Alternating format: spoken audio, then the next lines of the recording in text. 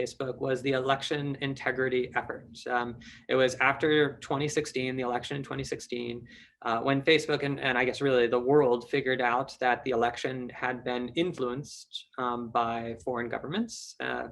And Facebook, along with all the other companies some of whom have stepped forward and some who haven't, said this was a real problem and wanted to fix it. And so I spent two years, starting in 2017 to 2019, working on that. And our specific goal was, one of the elections we wanted to support was the midterm elections in the United States in 2018. So having a concrete goal of like, we want to launch our efforts to ensure that foreign adversaries can't influence an election was one of the things I really liked. It gave an immediacy to the project, time-bounded everything, and really sort of like got people excited and galvanized and like, hey, we have to do it by this date, which is atypical for Facebook. A lot of Facebook projects do not have these dates associated with it.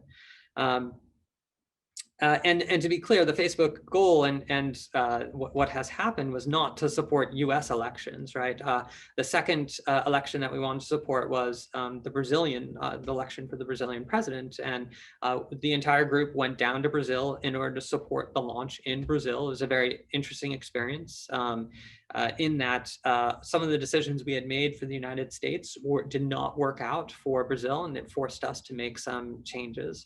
But we all went down as a group in order to support the effort for the launch. And it was the first year that the Brazilian government allowed the candidates to advertise and to use social media in order to inform their population. And so it was like, it's kind of a big deal and something that we really wanted to make sure that like the efforts that we were done would safeguard their elections as well as everyone else's. And it's been launched worldwide at this point, right? It's not a US only product. It is for all countries. Interesting. Do you know what the rationale was to move like the next election to care about was the Brazilian one specifically? Yeah, well, I mean, we had like a little spreadsheet with all the dates for all the elections. Which ones can we make?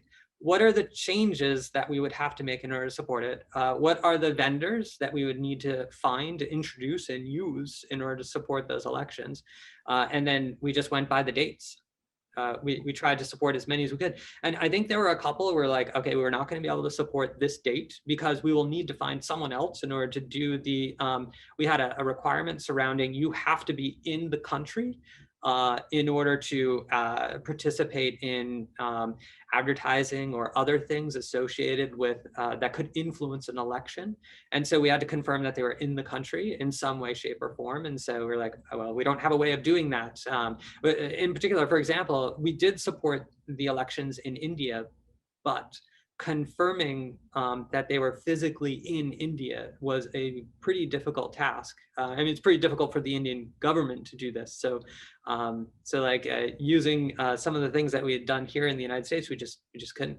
Couldn't do it. Gotcha. But is some element of prioritization given to countries with larger populations based on US, Brazil, and India being kind of mentioned? No, it wasn't really the size, because I think there were some conversations surrounding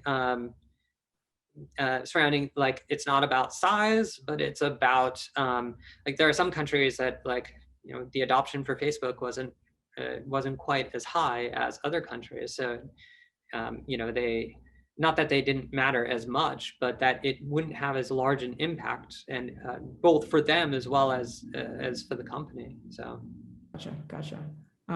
Well, what a super meaningful thing to work on. I mean, to go from something that is like a project for a quarterly earnings goal, which is also a very cool thing to feel the pressure around, but to have like actual elections as deadlines for things, I feel like that's a different level of importance, I'd say. I was really happy in 2018 after we had done all the work that the midterm elections, there was like no foreign interference. And that's something that I think a lot of eyes were tracking.